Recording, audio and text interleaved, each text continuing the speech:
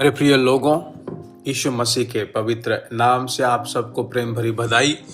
वापस आपसे मिल पा रहा हूँ, इसलिए परमेश्वर की स्तुति करता हूँ।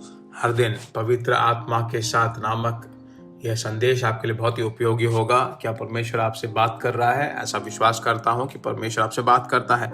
अपने कमेंट सेक्शंस में आप जरूर जाकर वहाँ पर अपनी सलाह दें।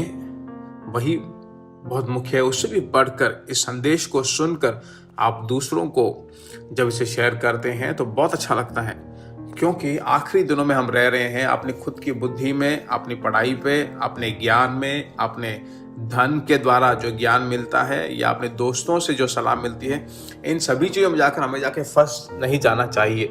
पवित्र आत्मा के द्वारा हमें चलाया जाना चाहिए।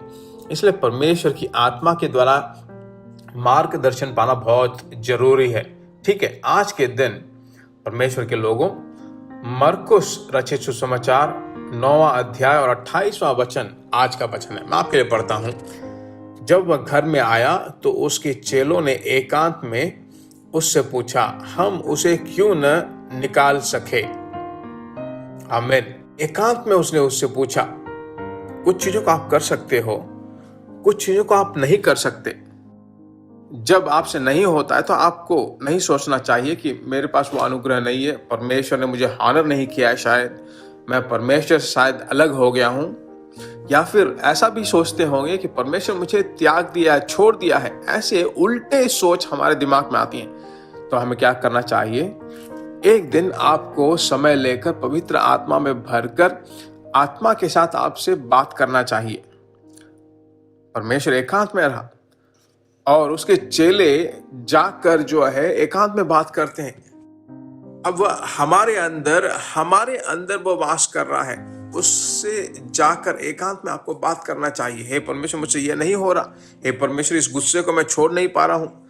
जल्दीबाजी में कुछ चीजों को मैं कर देता हूँ, फिर उसके बाद बैठकर मैं रोने लगता हूँ। हे परमेश्वर की आत्मा, हे परमेश्वर की आत्मा, मुझे क्या करना चाहिए? क्यों मुझसे नहीं हो रहा है? ऐसे परमेश्वर से आपको पूछना चाहिए। पति पत्नी एक मन होकर पूछना चाहिए, प्रार्थना में पूछना चाहिए। जब एक मन होकर एक जगह बैठकर पूछते हो तो परमेश्वर से बात करता है। यही घटना जो है मत्ती 17वें अध्याय में हम देखते हैं, मरकुस 9वें अध्याय में भी है। तो मरकुस 9वें अध्याय में कहता है कि इस तरह के शैतान जो उपवास और प्रार्थना के द्वारा किसी और चीज के द्वारा नहीं होता, फेलियर हो जाता है। पर मत्ती 17वें अध्याय में हम देखते हैं, तुम्हारे अविश्वास के कारण ही जो है ऐसा होता है। तुम्हें विश्वास नहीं है। परमेश्वर ऐसे शब्दों का उपयोग करता है। तो उसी रीति से आपकी जिंदगी में पराजय हो सकते हैं। एक बात बताता हूं, पराजय जो है आगे बढ़ने के सीढ़ियां हैं।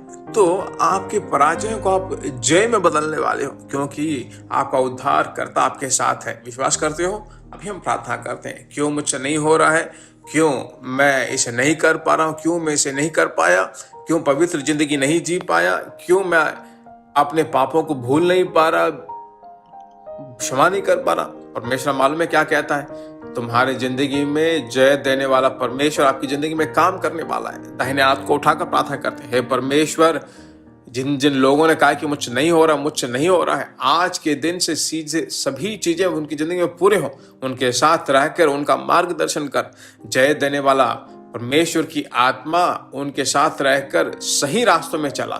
तेरे नाम की महिमा उनकी जिंदगी में होते रहे। प्रार्थना करने वाले परमेश्वर की स्तुति हो। हालेलुया, तेरी ही महिमा हो। यीशु मसीह के नाम से हम मांगते, आमीन आमीन।